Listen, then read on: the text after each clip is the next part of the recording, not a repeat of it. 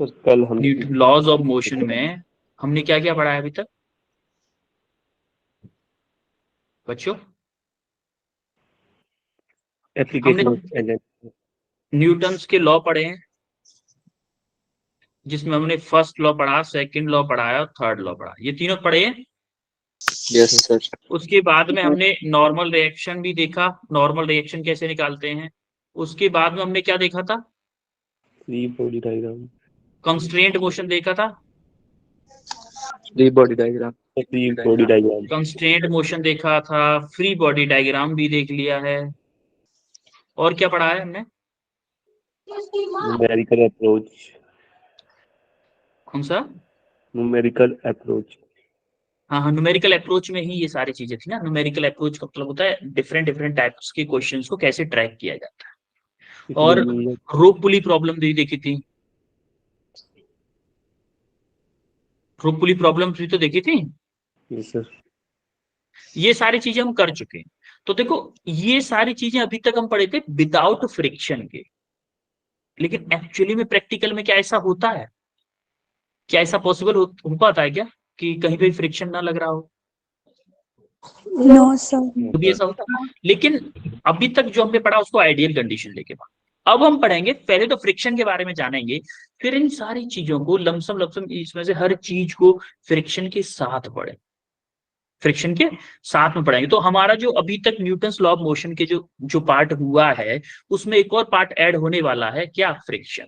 अब जो भी चीजें होंगी उसमें एक और फोर्स इंट्रोड्यूस करने वाले हैं हम, कौन सा? फ्रिक्शन। आ रही बात समझ में? Yes sir. Yes sir. आज आज की क्लास में चैप्टर वही है आपका, न्यूटन्स लॉज ऑफ मोशन, और आज एक नया टॉपिक इंट्रोड्यूस हो रहा है, फ्रिक्शन। तो सबसे पहले आज हम क्या क्या पढ़ने वाले हैं? फ्रिक्शन के बारे में पढ़ेंगे, static and kinetic friction force पढ़ेंगे, डायरेक्शन ऑफ फ्रिक्शन फोर्स पढ़ेंगे, और कुछ क्वेश्चंस करेंगे, क्वेश्चंस करेंगे डायरेक्शन के बेस पर। ठीक है, तो बिना किसी देरी के स्टार्ट करते हैं। ये वही है जो न्यूटन्स लॉ ऑफ मोशन का जो मार्क्स वाइज था ना, ये 2022 21, ये सारी चीजें मार्क्स वाइज, क्योंकि चैप्टर वही चल रहा है, अभी एनएलएम ही चल रहा है। एनएलएम के अंदर ही पार्ट है आपका फ्रिक्शन, एनएलएम का ही पार्ट है। ठीक है, तो ये तो वही है, पुराना वाला ही। तो सबसे पहले इस क्वेश्चन का आंसर करो जरा। The rate of change of momentum is equal to applied force, ये कौन सा लॉ था? Second law. Second law. Second law. Newton second law. Okay, जरा इस क्वेश्चन, सेकंड क्वेश्चन को बताओ। Law of inertia is also known as Newton's first law of motion. First law of motion. Yes, Newton's first law of motion. इस question को देखो, Atwood pulley machine formula. Atwood machine थी, उसमें पुली की velocity के लिए फॉर्मूला क्या था? VP is equal VP equal to V V one plus V1 plus V2 V2 divided by 2। क्या यही फॉर्मूला था? Yes sir. कोई दिक्कत किसी को? No okay, no sir. अब हम आते हैं फ्रिक्शन पे। अच्छा, कोई मुझे इन डायग्राम्स को देख के बता सकता है कि एक्चुअली में क्या होता होगा फ्रिक्शन? क्या किसी होता चीज है? को घसना, किसी चीज को बार बार घसना। सर किसी चीज को रोक कर रखता है, मतलब अगर फ्रिक्शन नहीं होती तो वो स्लिप कर जाती और किसी चीज को रोके रखता है, फ्रिक्शन नहीं होती तो स्लिप कर जाती है। हाँ, लमसम लमसम आप चीजें सही बता रहे हो।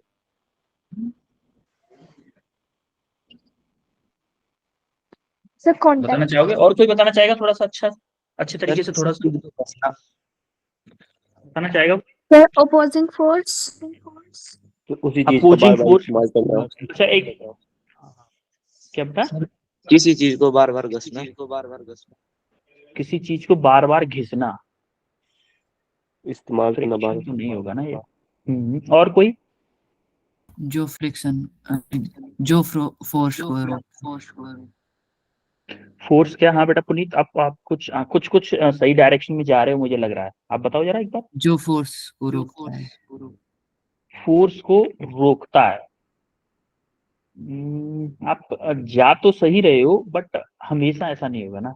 आज जो आप बोल रहे हो, जैसे मैं इस बुक पे, ये बुक है मेरी, ठीक है, इस बुक पे मैं फोर्स अप्लाई कर रहा हूँ, और मैं दूसरे हाथ से मान लो इधर से फोर्स अप्लाई कर रहा हूँ, इधर से भी अप्लाई कर रहा हूँ और इधर से भी अप्लाई कर रहा हूँ, तो इस हाथ के द्वारा जो फोर्स अप्लाई किया जा रहा है वो ये वाला हाथ रोक रहा है ना इस फोर्स को, तो ये फ्रिक्शन फोर्स तो नहीं हुआ। यस और नो? ठीक है ना पुनीत? हाँ, फोर्स के अपोज करता है, ये बात सही कह रहे हो, लेकिन हमेशा ये ओनली यही स्टेटमेंट काफी नहीं है इसके लिए। ठीक, और कोई कुछ अपना आइडिया बताना चाहे? बताओ ना, गलत होगा ज्यादा से ज्यादा, क्या फर्क पड़ता है? फ्रिक्शन आपने बहुत जगह देखा है, अब काफी सारे एग्जांपल्स आपके सामने हैं भी। फ्रिक्शन लगती है वरना हम फिसल जाते हैं। क्या शिवांगी, आपकी वॉइस थोड़ी क्लियर नहीं आई मेरे को। सर जैसे हम चलते हैं तो फ्रिक्शन लगती है, लिखते हैं तो भी फ्रिक्शन लगती है, तो भी मतलब फ्रिक्शन लगती है, अगर बिल्कुल। फ्रिक्शन एक तरह से अगर मैं बोलूं कि कोई भी ऑब्जेक्ट, एक ऑब्जेक्ट दूसरे ऑब्जेक्ट के रेस्पेक्ट में टच में हो, पहली बात तो फ्रिक्शन के लिए क्या जरूरी है? टच होना जरूरी है, दोनों सरफेस टच में होने चाहिए। दूसरी बात क्या है? दोनों के बीच में रिलेटिव मोशन हो, या फिर रिलेटिव मोशन का ट्राई कर रहे हो, या तो रिलेटिव मोशन हो या फिर रिलेटिव मोशन करने का ट्राई कर रहे हो, उन दोनों सरफेसेस के बीच में लगने वाले फोर्स को हम क्या बोलते हैं? फ्रिक्शन फोर्स बोलते हैं। जैसे देखो, मेरे हाथ दिख रहे हैं आपको? दोनों हाथ दिख रहे हैं? Yes sir. जैसे दोनों हाथों को मैं ऐसे घिस रहा हूं, जरा मोबाइल को सामने रख के घिसो, जरा हाथों को अपने को घिसो, ऐसे करके थोड़ा तेज घिसो। आपके हाथों के बीच में गर्म हो गए होंगे, आप बीच से हो गए कि नहीं हो गए? देखो, हुए हैं गर्म? तो क्यों गर्म हुए हैं भाई? क्यों गर्म हुए हैं? कहां से आई है हीट? फ्रिक्शन की वजह से, फ्रिक्शन फोर्स की वजह से हीट जनरेट हुई। सारी बात समझ में? फील हुआ थोड़ा सा फ्रिक्शन के बारे में? Yes sir. अब ये जो एग्जांपल्स दिए हैं, जरा इनको भी समझ लेते हैं भाई। इतने सारे एग्जांपल्स दिए, जैसे फर्स्ट एग्जांपल ये है। फर्स्ट एग्जांपल, जैसे ये गिलहरी है, गिलहरी पेड़ पर चढ़ रही है, देख रहे हो आप? गिलहरी क्या कर रही है? अपने पहले एक पैर को, हाथों को दोनों को फिक्स कर देती है, तो फ्रिक्शन, जैसे हम दोनों हाथों को फिक्स करते हैं। अभी हम आगे पढ़ेंगे स्टैटिक फ्रिक्शन और काइनेटिक फ्रिक्शन। स्टैटिक फ्रिक्शन क्या बोलते हैं? जब ऑब्जेक्ट मूव नहीं कर रहा होता लेकिन मूव करने की कोशिश कर रहा होता है, तब आपका स्टैटिक फ्रिक्शन आता है। और जब मूव कर रहा होता है उस टाइम पे फोर्स जो लगता है उसको हम काइनेटिक फ्रिक्शन बोलते हैं। वो आगे चल के पढ़ेंगे। लेकिन इसके हाथ के बीच में और इसके पैर के बीच में, दोनों के बीच में फ्रिक्शन लग रहा है कि नहीं लग रहा है? अगर फ्रिक्शन फोर्स देखो, इसका वेट किधर लग रहा है? वेट तो नीचे की तरफ लगेगा ना, एमजी नीचे की तरफ लगेगा। अगर यहाँ पे फ्रिक्शन फोर्स ऊपर की तरफ ना होता, डायरेक्शन भी हम बात करेंगे अभी, तो अभी हम बता दे रहा हूं कि फ्रिक्शन फोर्स ऊपर की तरफ अगर ना होता तो क्या ये नीचे गिर जाती? क्या गिलहरी को आपने गोल वाले खम्भे, जो लोहे के खम्भे आते हैं, उस पर चढ़ते हुए देखा है कभी? Yes sir. बेटा, अगर वो चिकना है, बहुत स्मूथ है, तो वो नहीं चढ़ पाएगी। क्यों नहीं चढ़ पाएगी? क्योंकि उसका सरफेस स्मूथ है, फ्रिक्शन उतना लग नहीं पाएगा। जैसे आप जिस पेन से लिख रहे हो ना, वहां पे पेन की निब और आपके पेपर के बीच में फ्रिक्शन फोर्स लग रहा है, इसीलिए आप लिख पा रहे हो। जैसे आप स्कूल में जाते हो, ब्लैक बोर्ड है, चौक से लिखते हो स्कूल में, आपके टीचर जो हैं, सर या मैम, वो भी फ्रिक्शन की हेल्प से ही लिख पाते हैं। आपने देखा होगा कभी कभी बोर्ड किसी जगह पे चिकना सा हो जाता, उस जगह पे चौक फिसल जाता, लिख नहीं पाते उस जगह पे। Yes sir.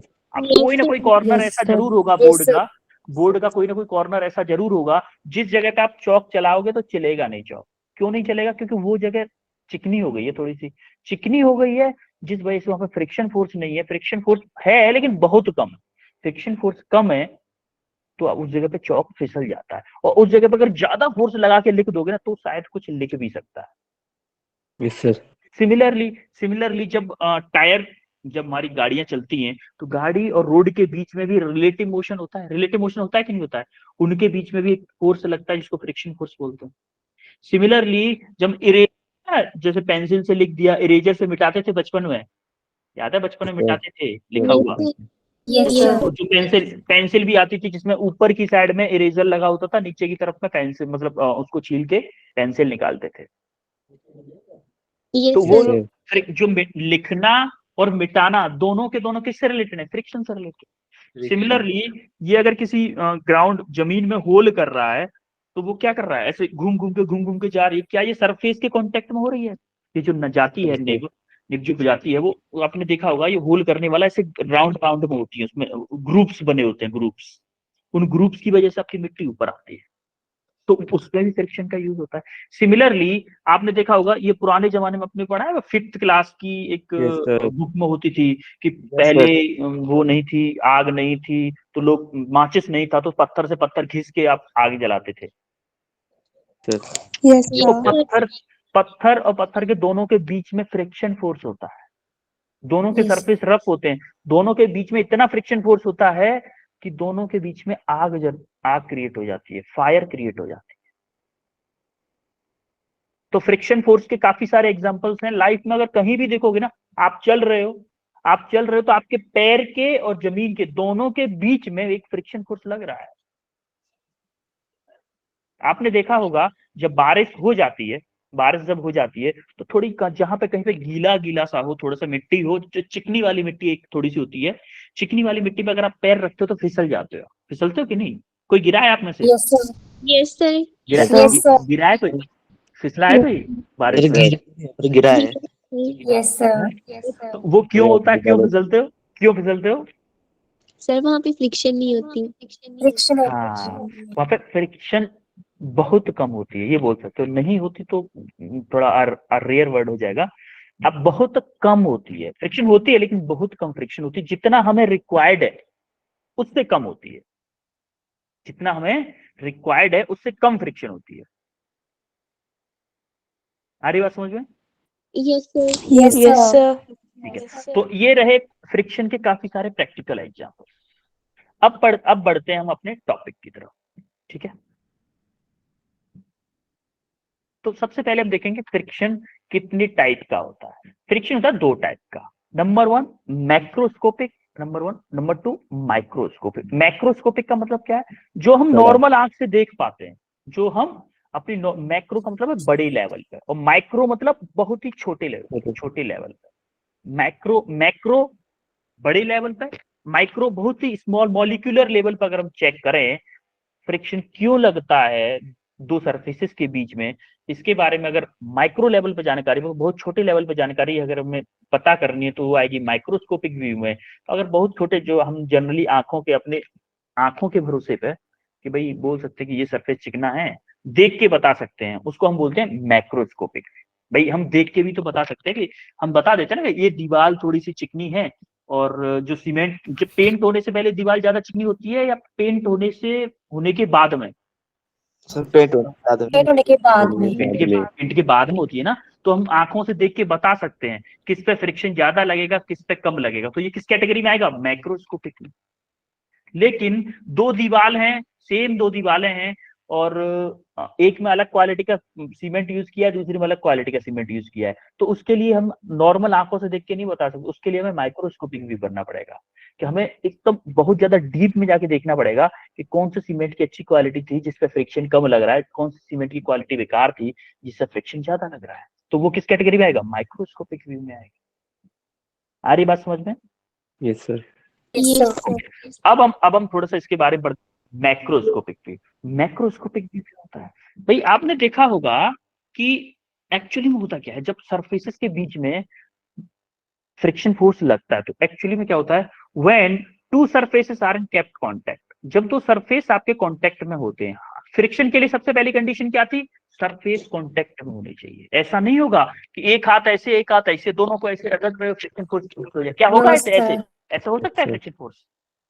भाई 10 साल तक ऐसे करते रहे ना, हाथ गर्म नहीं होंगे बीच में से कभी भी। ऐसे ऐसे करते रहो, कभी गर्म नहीं होंगे।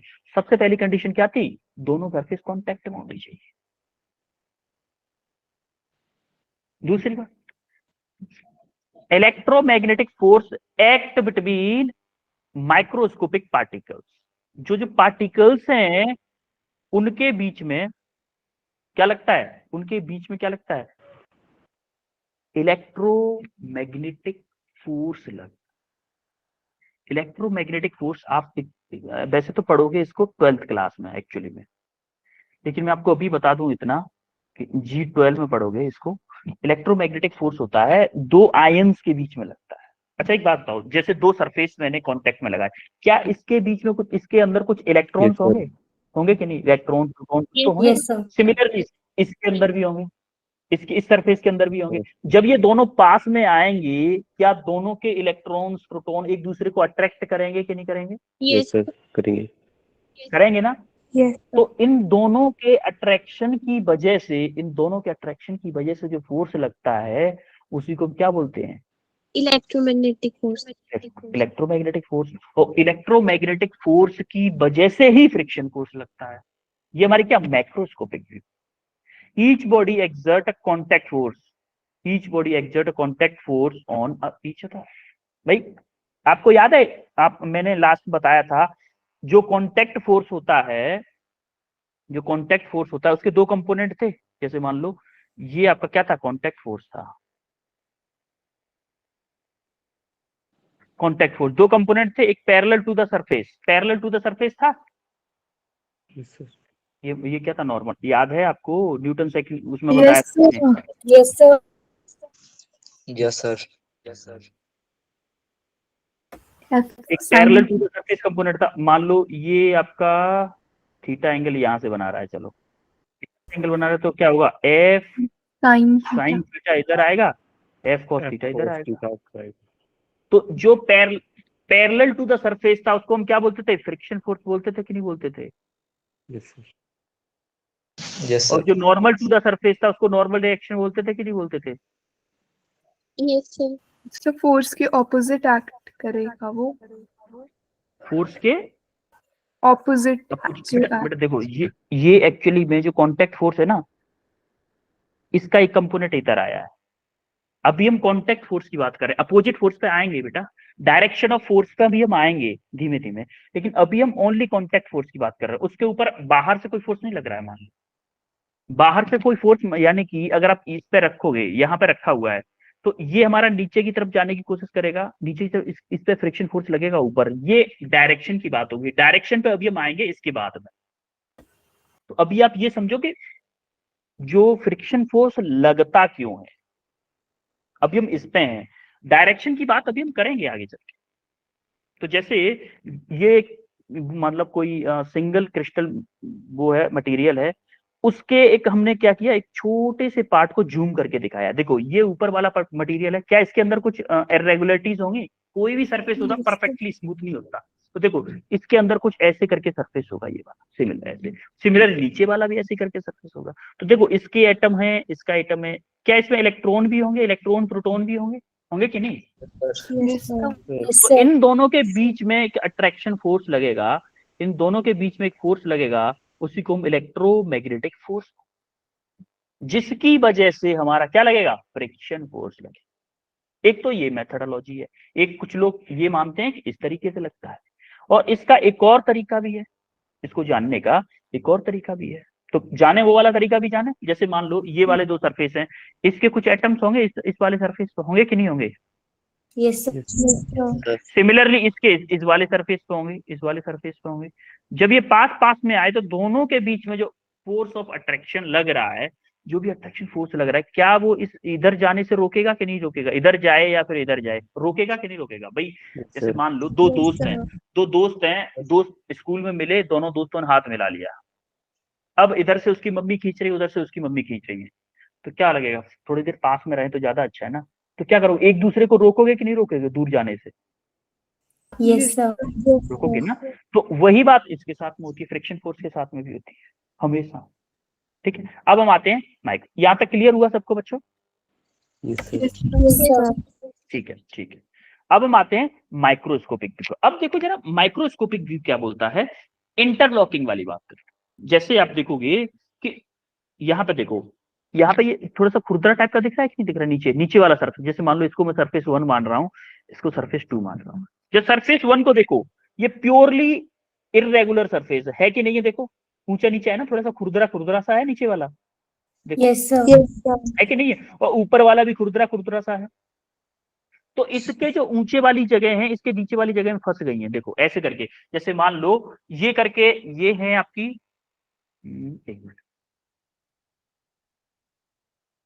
ये मान लो नीचे वाले की इर्रेगुलरिटीज हैं, इर्रेगुलरिटीज मतलब ऊंची नीची जगह, और ये मान लो ऊपर वाले की हैं। तो ये क्या कर रही है, ऐसे करके फंस जा रही है, ऐसे करके फंसी हुई है यस सर। हैं। देखो Yes, फर्स्ट Yes, वाले sir. ऑब्जेक्ट की सेकंड वाले ऑब्जेक्ट में ऐसे करके फंसी हुई है। तो इस वाले हाथ को, इस ऊपर वाले हाथ को देखना, ऊपर वाले हाथ को अगर मैं आगे की तरफ ले जाऊंगा तो ये नीचे वाला क्या मना करेगा कि नहीं करेगा, भाई इतनी जल्दी आगे मत जा, मना करेगा, अपोज करेगा कि नहीं करेगा। Yes, sir. Yes, sir. हाँ? इसका मतलब क्या, जितना ज्यादा सरफेस मेरा रफ होगा उतना ज्यादा अपोज करेगा। Yes, Yes. sir. भाई अगर चिकना सरफेस होगा तो क्या ये जो इरेगुलरिटीज है वो छोटी छोटी होंगी, छोटी छोटी होंगी, और छोटी छोटी होंगी तो छोटी छोटी उंगलियां फंसेंगी, इतना इतना फंसेगा, इतना इतना फंसेगा तो जल्दी से बाहर निकल जाएगा। तो अगर खुरदरा है सरफेस तो क्या ऐसे करके फंसेगा, ऐसे करके इतना ज्यादा फंसेगा। Yes, sir. और Yes, जितना sir. जितना ज्यादा फंसेगा, जितना ज्यादा फंसेगा, क्या ये उतना ही कठिन होगा इसको बाहर निकालना। होगा Yes, कि sir. नहीं?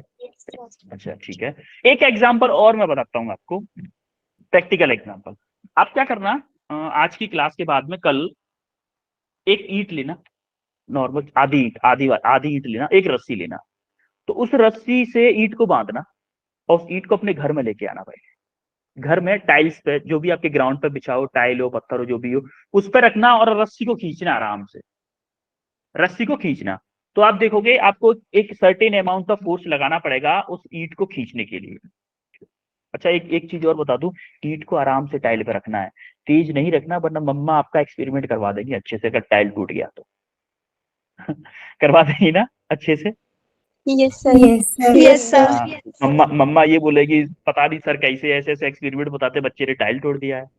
टाइल नहीं तोड़ना है, तो घर में आराम से रखो, फिर उसको खींच के देखना, फील करना है कि एक्चुअल में फ्रिक्शन फोर्स ज्यादा लगता है कि नहीं लगता। तो देखो हमारा जो ग्राउंड, हमारा घर का जो सरफेस है, क्या वो चिकना है, Yes, sir. चिकना Yes, है ना। sir. देखो ये एग्जाम्पल मैं एक बार और यूज करने वाला हूँ, ये एग्जाम्पल एक बार और यूज करने वाला हूँ, जब आपको कोफिशिएंट ऑफ फ्रिक्शन बताऊंगा ना, उस टाइम पे भी यही एग्जांपल यूज करूंगा, इसीलिए ध्यान से देखो इसको। जब आप घर में रस्सी से खींच रहे हो, क्या आपको कम फोर्स लगाना पड़ेगा, Yes, sir. है ना। Yes, sir. जब आपको कम फोर्स लगाना पड़ेगा तो आराम से खींच लोगे। अच्छा मैं उसी ईंट को उठा के रोड पे डाल दे रहा हूँ, उसी ईंट को उठा के रोड पे डाल दे रहा हूँ, अब मुझे कौन बताएगा कि फोर्स जो पत्थर पे अपने घर में रस्सी पे लगा के लगा रहा था फोर्स, और मैं अगर ईंट को बाहर डाल दे रहा हूँ तब उससे ज्यादा फोर्स लगाना पड़ेगा या कम लगाना पड़ेगा। Exactly. ज्यादा ज्यादा लगाना पड़ेगा, क्यों ज्यादा लगाना पड़ेगा, कोई बताएगा क्या।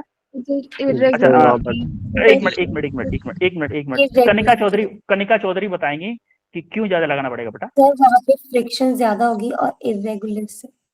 यस, क्योंकि रोड के अंदर इरेगुलरिटीज ज्यादा हैं, रोड में इरेगुलरिटीज ज्यादा है और ईंट में तो इरेगुलरिटीज हैं ही। तो इरेगुलरिटीज में इरेगुलरिटीज ज्यादा फंस जाएंगी, ज्यादा फंसेंगी तो ईंट को आगे बढ़ाने के लिए ज्यादा फोर्स की जरूरत पड़ेगी, पड़ेगी कि नहीं। Yes, sir. और जब आपके घर में था वही ईंट, अगर घर में था तो हमारा सरफेस, नीचे वाला सरफेस तो एटलीस्ट स्मूथ था ना, ऊपर वाली ईंट में जो थी वो थी, तो उस कम फंसी तो हमारा फ्रिक्शन फोर्स कम लगाना पड़ा। आई बात Yes, समझ में, yes sir. Yes, sir. Feel हुआ ये बताओ पहले। Yes, sir. Okay yes sir. ठीक है, अब देखो आप यहाँ पे भी देख सकते हो, देखो जैसे ही हम इसको आगे की तरफ, बॉक्स को आगे की तरफ फिसलाएंगे ना, देखो ये देखो फंस गए, फिर देखो जैसे जैसे आगे की तरफ फिसला रहे हैं थोड़ा सा ऊपर उठ जाते हैं, तो हट रहे हैं कि नहीं हट रहे हैं, यहाँ से भी देख सकते हो।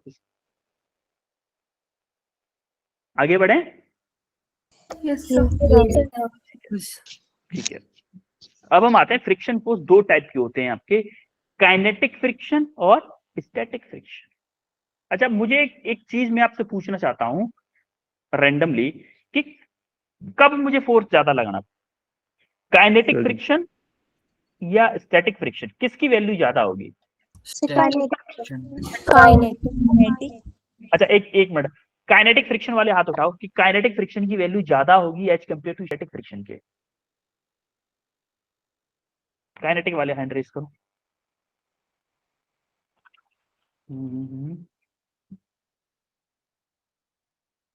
अच्छा, एक काम करता हूँ, मैं ना पोल लॉन्च करता हूँ, ठीक है, एक पोल लॉन्च करता हूँ, उसमें आप बताइएगा। जिसकी ज्यादा होगी उस पर क्लिक करिएगा, ठीक है।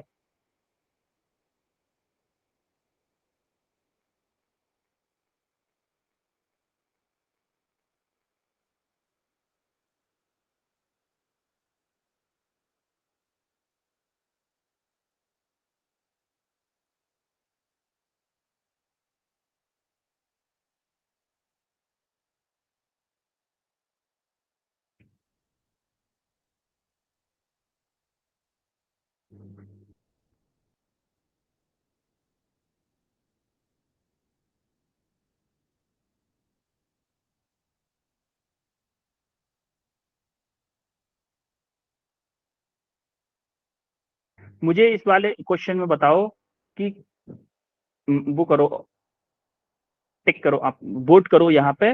मुझे ये पता करना है कि कौन से वाले फ्रिक्शन फोर्स की वैल्यू ज्यादा होगी। कितने लोग कहते हैं काइनेटिक फ्रिक्शन की वैल्यू ज्यादा होगी सेम कंडीशंस में, कितने लोग कहते हैं स्टैटिक फ्रिक्शन की। वोट करो, भी 7 लोगों का वोट आया है। फास्ट करो बेटा, टाइम टाइम टाइम का ध्यान रखो, फास्ट फास्ट फास्ट। हो सकता है कि कुछ लोगों को पोल ना दिख रहा हो।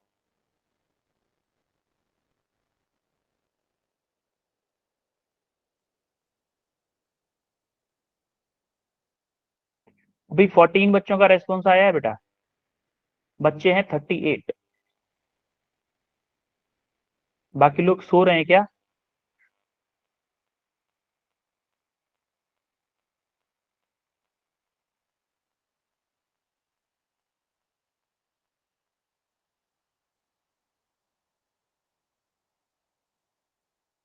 काफी कम बच्चों का रेस्पॉन्स आया है। बच्चों क्या कर रहे हो? अच्छा, कुछ बच्चों को सो नहीं हो रहा है। हम्म, ये प्रॉब्लम तो है। चलो ठीक है, जिनको शो नहीं हो रहा है वो चैट बॉक्स में लिख सकते हैं अपना रेस्पॉन्स कि वो काइनेटिक के साथ हैं या स्टैटिक के साथ हैं। तो अभी 16 बच्चों ने रेस्पॉन्स किया, जिसमें से 10 बच्चे स्टैटिक के साथ हैं, 17 बच्चों का, 11 बच्चे स्टैटिक के साथ हैं और 6 बच्चे काइनेटिक के साथ हैं। ठीक है, तो मैं पोल को एंड कर रहा हूं। अब मुझे एक कुछ लोग बताओगे, मैं पूछूंगा, वैसे मैं पूछूंगा कि कौन किसके साथ था पहले तो।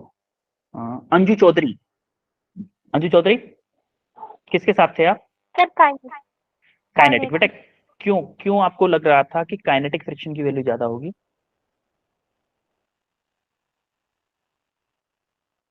सर क्योंकि ये सर मूव तब करता है सर बॉडी जो है वो अनदर बॉडी बॉडी के ऊपर जो वो डिपेंड करेगी। अच्छा, आपने ये एनिमेशन देखा था काइनेटिक फ्रिक्शन वाला और स्टैटिक फ्रिक्शन वाला? एनिमेशन देखा था थोड़ा सा? अच्छा ठीक है, चलो अपूर्वा, अपूर्वा यस आप बताओगे स्टैटिक या काइनेटिक?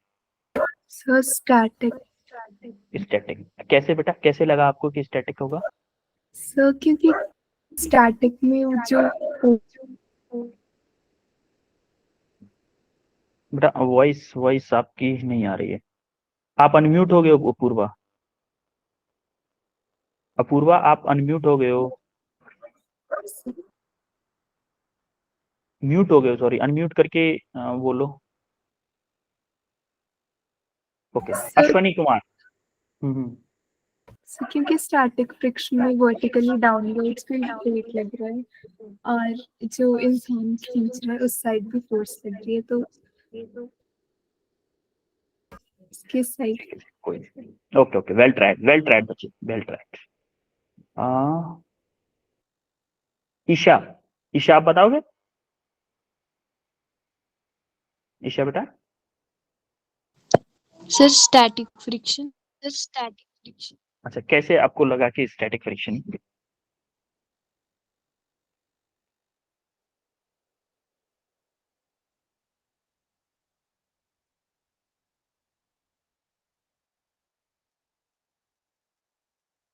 अच्छा मुझे एक चीज बताओ, फ्रिक्शन किस पे डिपेंड करता है? इंटरलॉकिंग पे डिपेंड करता है कि नहीं करता है? Yes yes sir. जिसमें जितनी जितनी ज्यादा इंटरलॉकिंग होगी, क्या फ्रिक्शन फोर्स उतना ही ज्यादा लगेगा? बोलो यस सर। यस और नो। Yes sir. मतलब जितनी ज्यादा इंटरलॉकिंग उतना ज्यादा फ्रिक्शन फोर्स। अच्छा, एनिमेशन देख के बताइएगा मेरे को कि किस में इंटरलॉकिंग ज्यादा हो रही है। देखो स्टैटिक फ्रिक्शन में। Static sir static static. Friction में। आपको दिख रहा है क्लियरली, आपको एनिमेशन से भी दिख रहा होगा, स्टैटिक फ्रिक्शन में इंटरलॉकिंग ज्यादा है as compared to kinetic friction. आ रही बात समझ में? Yes sir. इसीलिए इंटरलॉकिंग आपकी काइनेटिक फ्रिक्शन में कम होती है, इसीलिए काइनेटिक फ्रिक्शन की वैल्यू कम होती है as compared to static friction के। और काइनेटिक फ्रिक्शन कब आता है? एक चीज और, पहले तो बताओ स्टैटिक फ्रिक्शन कब आता है। स्टैटिक फ्रिक्शन कब आता है? तब जब आपका ऑब्जेक्ट किस पे हो? रेस्ट पे हो। रेस्ट पे। रेस्ट पे हो इसका मतलब, मुझे एक बात बताओ, ये बुक छोड़ो, ये मोबाइल मेरा रेस्ट पे है, क्या इसके ऊपर फ्रिक्शन लग रहा है? Yes sir yes no sir. क्या इसके ऊपर फ्रिक्शन लग रहा है? Yes no sir. सर। नहीं लग रहा। रेस्ट पे हो लेकिन ट्राई टू मूव हो, कोशिश कर रहा हो दौड़ने की। अब मैं अगर बोलूं कि इसके ऊपर मैं अपनी उंगली से फोर्स लगा रहा हूं, अब बोल सकता हूं इसके ऊपर फ्रिक्शन लग रहा है मेरे हाथ के, इस वाले हाथ के और इस मोबाइल के सरफेस के, इस वाले सरफेस के, इस जो बीच वाला सरफेस है ना, ये वाला, ये इन दोनों सरफेसेस के बीच फ्रिक्शन फोर्स लग रहा है। कब? जब मैं यहां से फोर्स लगा रहा हूं तब। और जैसे ही मैंने फोर्स उठाया, फ्रिक्शन फोर्स जीरो हो गया। इसको क्या बोलेंगे? Static friction. ये मूव नहीं कर रहा है, रेस्ट पे है, लेकिन क्या ये मूव करने की कोशिश कर रहा है? Yes sir. यस सर कोशिश कर रहा है ना। तो जो कोशिश कर रहा है, इसका मतलब कौन सा फ्रिक्शन फोर्स लगेगा? Static friction. रिपीट करना, नेटवर्क इशू था। हाँ, जस्ट रिपीट करता हूँ। स्टैटिक फ्रिक्शन फोर्स कब लगता है? वो तब लगता है जब आपका ऑब्जेक्ट रेस्ट पे हो। रेस्ट का मतलब है कि ये मेरा मोबाइल मेरे हाथ में है, ये भी तो रेस्ट पे है, क्या इसके ऊपर फ्रिक्शन फोर्स लग रहा है? No no sir. सर नहीं लग रहा है। क्यों नहीं लग रहा है? क्योंकि ये ओनली रेस्ट पे है, ये मूव करने की कोशिश नहीं कर रहा। अब देखो जरा, मैंने फोर्स लगा दिया, क्या ये मूव करने की कोशिश कर रहा है? फोर्स कम है इसीलिए मूव नहीं कर रहा है, लेकिन कोशिश तो कर रहा है ना मूव करने की। Yes sir. Yes sir. अब जब मैंने फोर्स लगा दिया है, तो देखो इस सरफेस के, इस हाथ में, इस हाथ के और इस मोबाइल के सरफेस के बीच में एक फ्रिक्शन फोर्स लग रहा है। जब मैं ये फोर्स अप्लाई कर रहा हूं तब फ्रिक्शन फोर्स लग रहा है, अनटिल अनलेस ये ऑब्जेक्ट रेस्ट पे है। ये फोर्स अप्लाई कर रहा हूं और ये रेस्ट पे है, तब तक फ्रिक्शन फोर्स लग रहा है स्टैटिक। और जैसे ही ये मूव करने लग जाएगा, फिर आपका स्टैटिक फ्रिक्शन बोल देगा भैया अब हम नहीं लगेंगे, हाथ खड़े कर देगा स्टैटिक फ्रिक्शन, अब हम नहीं लग सकते। हमारी औकात थी कब तक? जब तक ऑब्जेक्ट रेस्ट पे था। जैसे ही ऑब्जेक्ट मूव करने लग गया, काइनेटिक को बुला लेगा, भैया इधर आ, इधर आ, इधर आ, अब तू लग भाई, फिर काइनेटिक फ्रिक्शन लगने लगा। आ रही बात समझ में? Yes sir. इसका एक बेहतरीन एग्जांपल मैं देता हूं आपको, बेहतरीन एग्जांपल देता हूं कि काइनेटिक फ्रिक्शन कम होता है स्टैटिक फ्रिक्शन। आपने कभी किसी फोर व्हीलर में या ट्रैक्टर में पीछे से धक्का लगाया है, चालू नहीं हो रहा हो तो? Yes sir. Yes sir. Yes sir लगाया होगा तो आपने फील किया होगा कि उसको एक बार हिलाना मुश्किल होता है, पर एक बार अगर हिलने लग जाता है ना, तो थोड़ा सा पीछे करो, आगे करो, पीछे करो, आगे करो, पीछे, फिर थोड़ा सा आगे की तरफ ज्यादा आसान होता है चलाना। लेकिन एक बार अगर उसने स्पीड पकड़ ली तो उसको आगे ढलान धरका के, फिसला के आगे की तरफ ले जाना ज्यादा आसान होता है एज कंपेयर टू वो रेस्ट पे है उस टाइम पे उसको आगे बढ़ाना। यस सर क्यों? क्योंकि स्टैटिक फ्रिक्शन की वैल्यू ज्यादा होती है। जब तक ऑब्जेक्ट रेस्ट पे होता है, तो रेस्ट से थोड़ा सा अगर मोशन में आ गया तो स्टैटिक फ्रिक्शन हट जाएगा, काइनेटिक फ्रिक्शन आ जाएगा। काइनेटिक फ्रिक्शन जैसे ही आ गया तो काइनेटिक फ्रिक्शन की वैल्यू कम है, तो उसको आसान हो जाता है आगे ले। देखा है कभी? किसी ने किया है कभी?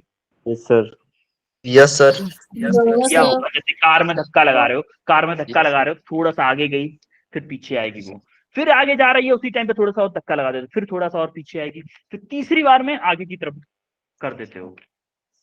क्यों कर यस पाते हो? सर क्योंकि जब रेस्ट पे थी ना, रेस्ट से हटाना थोड़ा सा मुश्किल होता है, क्योंकि वो वहां पे स्टैटिक फ्रिक्शन की वजह से। जैसे ही रेस्ट से हट जाती है, जैसे रेस्ट से कंडीशन मोशन में आ गई, तो आपका काइनेटिक फ्रिक्शन आ जाता है, स्टैटिक फ्रिक्शन खत्म हो जाता है। जो कि काइनेटिक फ्रिक्शन की वैल्यू कम होती है, इसीलिए हम गाड़ी को आगे ले जाते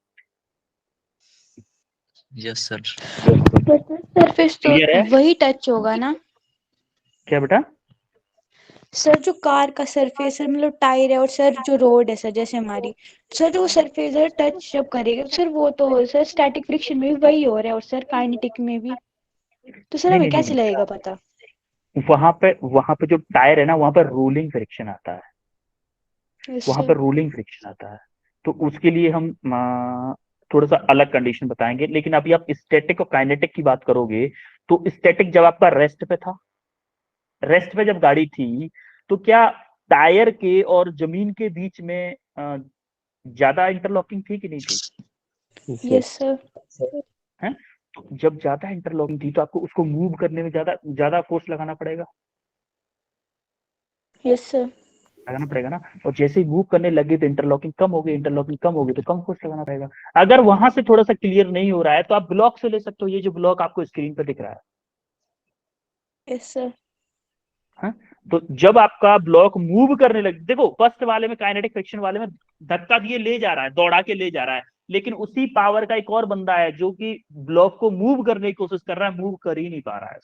सेकंड वाले में, स्टैटिक फ्रिक्शन वाले में यस धक्का सर। लगा रहा है लेकिन मूव कर नहीं पा रहा है। क्यों? क्योंकि स्टैटिक फ्रिक्शन की वैल्यू ज्यादा, इंटरलॉकिंग ज्यादा है वहां पे। और काइनेटिक फ्रिक्शन वाले में देखोगे, एक बार मूव करने लग गया तो वो आराम से धक्का मारते हुए आगे ले जा रहा है, आराम से ब्लॉक यस सर। ले जा रहा है कि नहीं? Yes sir. क्लियर हुआ आपको स्टैटिक फ्रिक्शन और काइनेटिक फ्रिक्शन का कंसेप्ट थोड़ा सा? Sir. Yes sir. Yes sir. Yes sir. Yes sir. Practical example से भी काफी सारी चीजें समझ में आई होंगी आपको। ठीक है, थोड़ा सा और आगे बढ़ते हैं। अब जरा स्टैटिक फ्रिक्शन की कुछ और चीजें देख लो। देखो, अब ये बताओ मुझे, ये वाली कंडीशन जो है वो स्टैटिक फ्रिक्शन के अंदर आएगी या फिर काइनेटिक फ्रिक्शन के? Sir kinetic. सोचो सोचो जरा। Sir static. फ्रिक्शन कोर्स किस किसके बीच में लग रहा है? क्या इसके हाथों के और पैरों के बीच में ही लग रहा है ओनली? Yes sir. यस और नो? नहीं, हाथों और पैरों के बीच में। देखो, जब इसको फ्रिक्शन फोर्स की जरूरत होती है, तो इसका हाथ रेस्ट पे रहता है, मोशन नहीं करता। इसका हाथ और पैर रेस्ट पे रहते हैं। जब हाथों को ऊपर ले जाता है तो पैर रेस्ट पे रहते हैं, और पैर को ऊपर ले जाता है तो हाथ रेस्ट पे रहते हैं।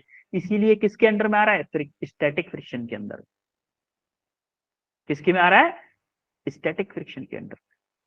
सिमिलरली, ये जब ब्लॉक मान लो एक वेज पे रखा हुआ है, इंक्लाइंड वेज पे रखा हुआ है, तो इस ब्लॉक का क्या मेरा वेट इधर लगेगा? एनजी लगेगा कि नहीं?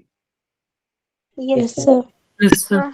अगर मेरा मान लो ये मेरा थीटा है, तो इसका एक इधर एक ये वाला एंगल क्या होगा, बताएगा कोई? ये वाला एंगल थीटा। क्या होगा? थीटा। थीटा। इसका एक कंपोनेंट आएगा इधर, क्या आएगा? Theta. MG cos theta. Theta. और एक इधर आएगा क्या? Sine MG theta. बात तो ये mg sin थीटा इसको इधर भगाना चाह रहा है, नीचे की तरफ दौड़ाना चाह रहा है। आपको याद है हमने एक एनिमेशन देखा था वेज वाली कांस्टेंट, वेज कांस्टेंट में, कि जो ब्लॉक था वो नॉर्मली नीचे की तरफ स्लाइड करके आ रहा था कि नहीं? Yes sir. Yes sir. वहां पे फ्रिक्शन था नहीं, Yes, यहाँ पे sir. फ्रिक्शन है। तो देखो मूव करके नहीं आ रहा है। एक और एग्जांपल मैं आपको बताता हूँ, मेरा लैपटॉप को पीछे कर।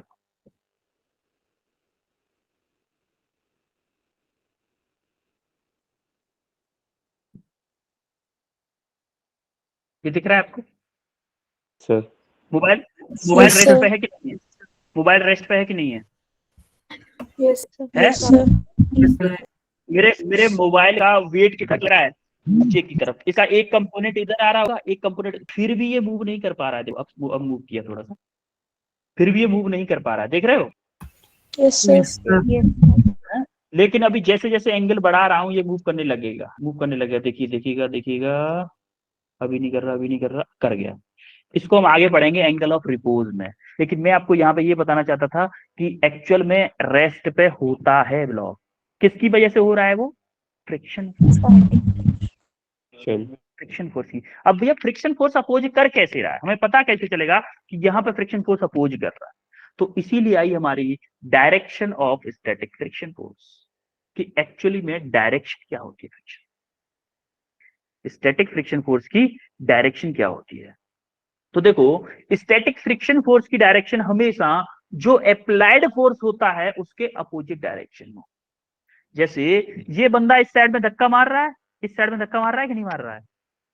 Yes sir. Yes sir. ये एफ ए क्या है? Applied force. एफ ए क्या है?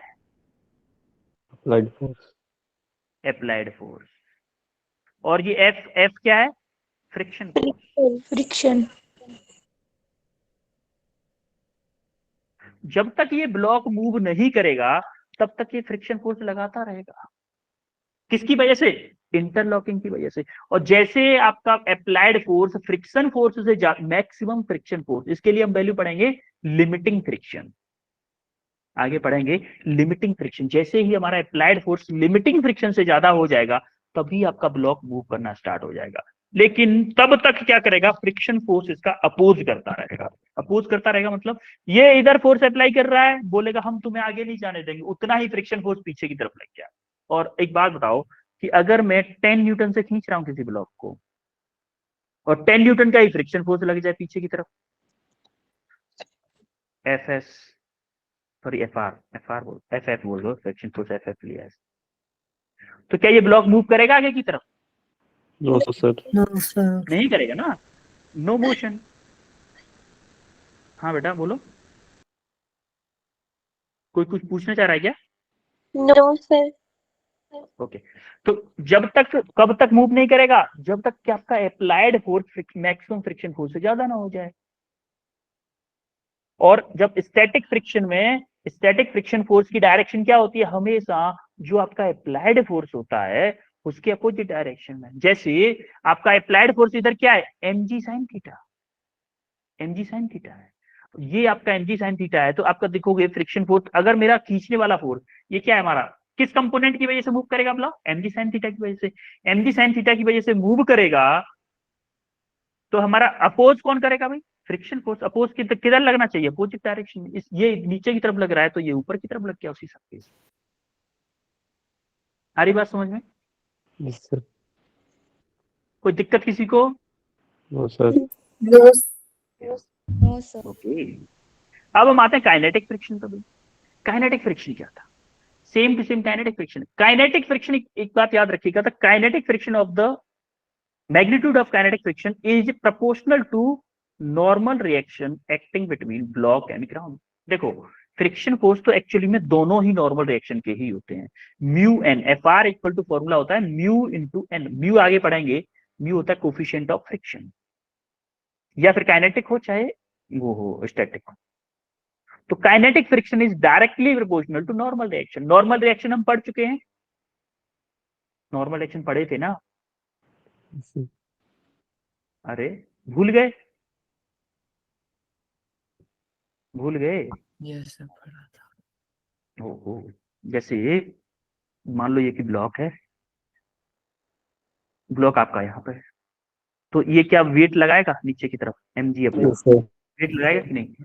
तो ये इस सरफेस पे ग्राउंड सरफेस पे वेट लगा रहा है, क्या ये ग्राउंड सरफेस भी इस ब्लॉक पे फोर्स लगाएगा? लगाएगा कि नहीं? तो यस सर। ये जो ग्राउंड सरफेस इसके ऊपर जो फोर्स लगा रहा है इसी को हम क्या बोलते हैं? नॉर्मल रिएक्शन बोलते हैं।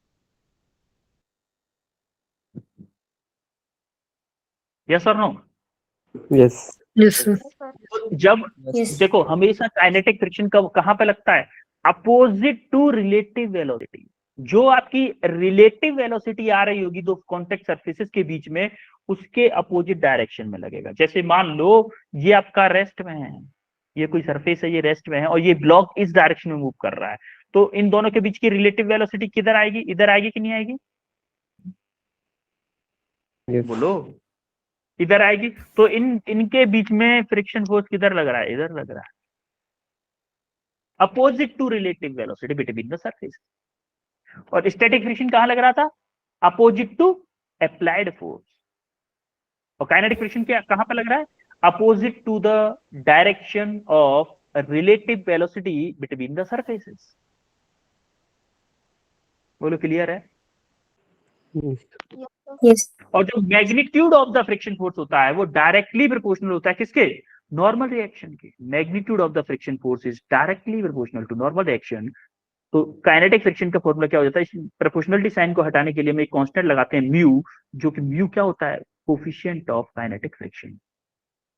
सिमिलरली एक्चुअली हम इसको म्यू के भी बोलते हैं और म्यू के भी बोलते हैं, और स्टैटिक फ्रिक्शन के को बोलते हैं, कोफिशिएंट ऑफ स्टैटिक फ्रिक्शन को बोलते हैं म्यू एस, म्यू के एंड म्यू एस। तो अभी आपको डायरेक्शन क्लियर हुई कि नहीं हुई ये बताओ भाई। Yes sir. डायरेक्शन क्लियर हुई थोड़ी सी? Yes sir. अब जरा देखेंगे, काइनेटिक फ्रिक्शन हो गया। अब हम डायरेक्शन ऑफ काइनेटिक फ्रिक्शन यहाँ पे भी देख लो। जैसे मान लो ये आपका ऑब्जेक्ट डाउनवर्ड मूव कर रहा है, ये आपका रेस्ट पे है, ये आपका अगर रेस्ट पे है तो दोनों की रिलेटिव वेलोसिटी क्या होगी? इधर ही होगी। इधर होगी तो फ्रिक्शन फोर्स आपका इधर लग गया। सिमिलरली अगर ये ऊपर की तरफ जा रहा है, ऐसा नहीं है हमेशा कि इंक्लाइंड प्लेन है तो ऊपर की तरफ फ्रिक्शन फोर्स लगे। अगर ये ऊपर की तरफ भी तो हो सकता है, ऊपर की तरफ मूव कर रहा है ब्लॉक, अगर ब्लॉक मेरा ऊपर की तरफ मूव कर रहा है तो फ्रिक्शन फोर्स नीचे की तरफ। The direction of kinetic friction is opposite to its relative velocity with respect to other surface in contact. जो मैंने अभी बोला था स्टेटमेंट, रिलेटिव वेलोसिटी की अपोजिट डायरेक्शन में लगता है।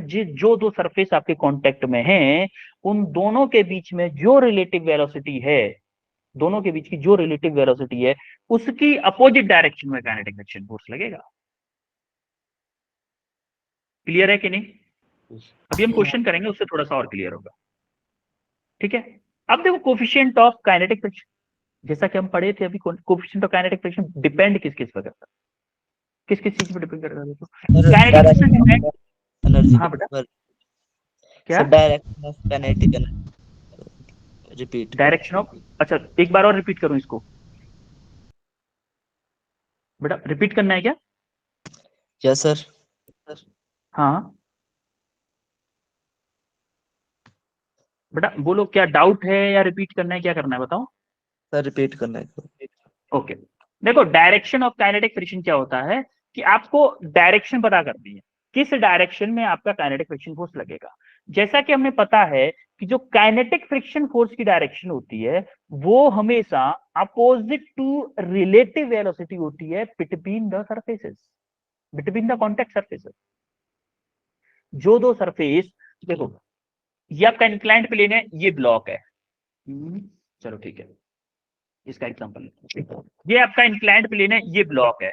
ये जब ब्लॉक ऐसे मूव कर रहा है ना, ब्लॉक ऐसे मूव कर रहा है, तो इसके ऊपर फ्रिक्शन फोर्स किधर लग रहा होगा? ऊपर की तरफ, तभी तो मूव नहीं कर पा रहा है ना भाई। ये जब ब्लॉक ऐसे मूव कर रहा है तो इसके ऊपर फ्रिक्शन फोर्स किधर लग रहा होगा? ऊपर की तरफ। जैसे पेन की डायरेक्शन क्या दिखा रही है, आप पेन को मान लो, ये पेन की जो डायरेक्शन है, पेन की जो डायरेक्शन है वो क्या है? फ्रिक्शन फोर्स की डायरेक्शन। अगर ये ब्लॉक ऐसे मूव करेगा, ऐसे नीचे की तरफ मूव करेगा, तो फ्रिक्शन फोर्स किधर लगेगा? ऊपर की तरफ। सिमिलरली अगर ये ऊपर की तरफ मूव करेगा, ब्लॉक मेरा ऊपर की तरफ मूव करेगा, ऐसे ऊपर की तरफ, तो फ्रिक्शन फोर्स किधर लगेगा? नीचे की तरफ। नीचे तरफ। फ्रिक्शन फोर्स नीचे की तरफ। Opposite to relative velocity with respect to surface in contact. जो दो सरफेस कांटेक्ट में हैं, उन दोनों की रिलेटिव वेलोसिटी जो होगी उसकी अपोजिट डायरेक्शन में। क्लियर है? Yes sir. ओके, अब हम देखेंगे coefficient of kinetic friction depend किस किस चीज पर करता है। क्या, जैसे मैंने एग्जांपल दिया था और उस टाइम पे बताया भी था अभी मैंने कि एक ईंट वाला, ईंट को रस्सी से बांध के खींचा था हमने, घर के अंदर खींचा था, रोड पे खींचा था कि नहीं? क्या वहां पे मैंने बताया था कि जब मैं कोफिशिएंट ऑफ काइनेटिक फ्रिक्शन पढ़ाऊंगा तब मैं उस एग्जांपल को दोबारा से लूंगा? Yes sir. पढ़ा था ना? तो coefficient of kinetic friction depends on nature of surface material in contact. क्या नेचर पे डिपेंड कर रहा है? रोड पे और आपके घर के पत्थर पे, दोनों का नेचर अलग अलग है कि नहीं? दोनों सरफेसेस का भाई, एक खुरदरा है, रोड थोड़ी सी खुरदरी है, आपके घर का सरफेस थोड़ा चिकना है, तो क्या coefficient of friction, kinetic friction दोनों के लिए अलग अलग होगा कि नहीं होगा? बोलो, यस होगा सर। कि नहीं? Yes sir. और क्या कंडीशन होगी, कोई बताएगा क्या? सर जैसे कीचड़, और क्या होगी, कोई बताएगा? सर जैसे बारिश कोई बताएगा होती क्या? है, जैसे बारिश होती है क्या बारिश? हाँ हाँ, बारिश होती है। तब सर कहीं कहीं सर जगहों पे चिकना हो जाता है मिट्टी। हाँ हाँ, चिकना हो जाता है, बिल्कुल बिल्कुल। वहां पे भी क्या हो जाता है आपका, क्या होता है वहां पे? फ्रिक्शन फ्रिक्शन कम होता है थोड़ा। कम हो जाता है। देखो देखो, आप यहाँ पे भी देखोगे, यहाँ पे भी देखोगे, ये आइस है, आइस है। क्या ये आइस स्केटिंग है? क्या रोड पे चल सकती है क्या आइस स्केटिंग? रोड पे कर सकते हो आइस स्केटिंग? No sir. नहीं कर सकते, क्योंकि इसका सरफेस अलग है, रोड सरफेस अलग है। सिमिलरली ये क्या है आपको, ये क्या है, कोई बताएगा मुझे? सर क्या है गाड़ी ये? का इंजन। गाड़ी के ब्रेक शू, ये देखो नीचे बीच ब्रेक शू, ब्रेक शू है ये। इन दोनों के बीच में फ्रिक्शन होता है, फ्रिक्शन की वजह से पहिए रुकते हैं आपके। Similarly kinetic friction is independent of the area of surface in contact. Area of contact के इंडिपेंडेंट होता है, क्योंकि आप देखोगे फ्रिक्शन फोर्स का फॉर्मूला क्या होता है, म्यू इंटू एन होता है कि नहीं होता है? Yes sir. होता है। क्या यहाँ पे कहीं एरिया से रिलेटेड कुछ चीजें दिख रही है, एरिया से रिलेटेड? तो ये क्या नो होगा, sir. Independent on, independent on area, area of contact, area of contact के इंडिपेंडेंट होता है। और थर्ड पॉइंट देखो जरा, coefficient of friction is independent of relative velocity on the surface in contact. जो दो सरफेस कॉन्टैक्ट में हैं, चाहे 100 की स्पीड से चलो, चाहे आप 10 की स्पीड से चलो, फ्रिक्शन फोर्स की वैल्यू पे कोई चेंज नहीं आएगा। आप देखो जरा, friction force mu into N है, क्या यहाँ पे वेलोसिटी से रिलेटेड कोई टर्म है? No sir.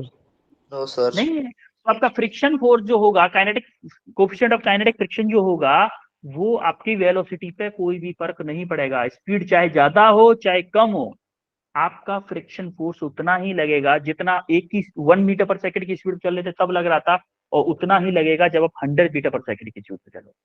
दोनों में same friction force. Yes sir. Clear है?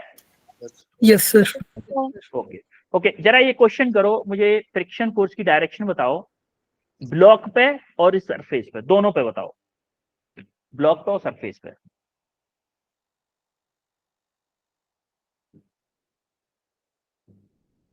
So vertically downwards.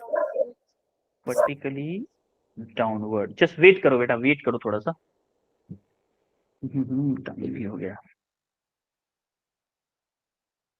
ब्लॉक पे किधर लगेगी?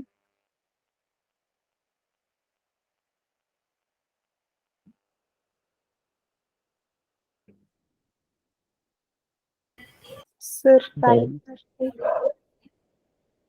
ब्लॉक पे किधर लगेगी? रिलेटिव वेलोसिटी देखो, ब्लॉक और जो सरफेस है Left उन दोनों के side. बीच में रिलेटिव वेलोसिटी की डायरेक्शन क्या है? Right.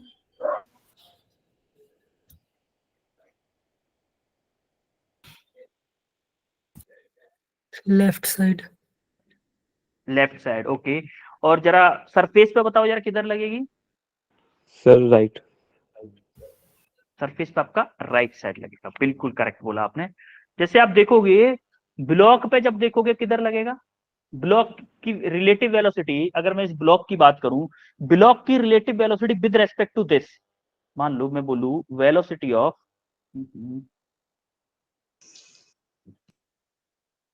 अगर मैं बोलूं वेलोसिटी ऑफ ब्लॉक विद, ये है आपका ब्लॉक, ये ग्राउंड है, block with respect to ground क्या आएगा? Velocity of block minus velocity of ground होगा। वेलोसिटी ऑफ ब्लॉक क्या है? 5, वेलोसिटी ऑफ ग्राउंड क्या है? 0। तो 5 मीटर पर सेकंड, 5 मीटर पर सेकंड यानी कि जिस डायरेक्शन में है उसी डायरेक्शन में वेलोसिटी है। अगर मेरी इस डायरेक्शन में वेलोसिटी है तो इसके अपोजिट फ्रिक्शन फोर्स इधर लगेगा कि नहीं लगेगा? Yes sir. है ना, इसके ऊपर लग गया। सिमिलरली अगर मुझे ग्राउंड की रिलेटिव वेलोसिटी चाहिए तो मुझे चाहिए velocity of ground with respect to block, तो क्या करूंगा? वी बी माइनस के, सॉरी वी जी माइनस के V B, V G minus के वी बी। वी जी क्या है मेरा? 0, वी बी क्या है मेरा? 5, तो क्या आएगा? माइनस के 5 मीटर पर सेकंड। यानी कि Yes, sir. इसकी रिलेटिव वेलोसिटी इसके रेस्पेक्ट में किधर आ रही है? इस डायरेक्शन में आ रही है भाई, माइनस के है ना। Yes sir. माइनस के तो इसकी अपोजिट आएगी, इस डायरेक्शन में आएगी। ब्लॉक अब इस के मास पे नहीं होगा क्या बेटा, डिपेंड, तो ब्लॉक के मास पे नहीं होगा। ब्लॉक, ये ब्लॉक, इस ये सरफेस ब्लॉक के नहीं बेटा, वन ये सरफेस है, इसको हम रेस्ट पे मान रहे हैं ना। ब्लॉक के मास तक फ्रिक्शन फोर्स की वैल्यू होगी, हम सिर्फ अभी डायरेक्शन की बात कर रहे हैं। जो आप बोल रहे हो ना कि फ्रिक्शन फोर्स की वैल्यू जो होगी वो मास पे डिपेंड करेगी, बिल्कुल करेगी। अभी हम सिर्फ डायरेक्शन की बात कर रहे हैं बेटा, डायरेक्शन, ओनली डायरेक्शन की बात करें। मैग्नीट्यूड पे आएंगे हम, कल आएंगे मैग्नीट्यूड पे, आज सिर्फ हम डायरेक्शन की बात कर रहे हैं। तो जैसे ही हम देखोगे ग्राउंड की वेलोसिटी इस डायरेक्शन में आ रही है, तो क्या इसके ऊपर फ्रिक्शन फोर्स इस डायरेक्शन में लगेगा? Yes sir. बोलो, लगेगा कि नहीं? ब्लॉक पे मेरा किधर आया, लेफ्ट डायरेक्शन में, और ग्राउंड पे किधर आया, राइट डायरेक्शन। इसकी सॉल्यूशन क्लियर है सबको? Yes sir. कोई दिक्कत आज की क्लास में? No sir. ये आपके लिए होमवर्क क्वेश्चन है कुछ, 2 क्वेश्चन ये है।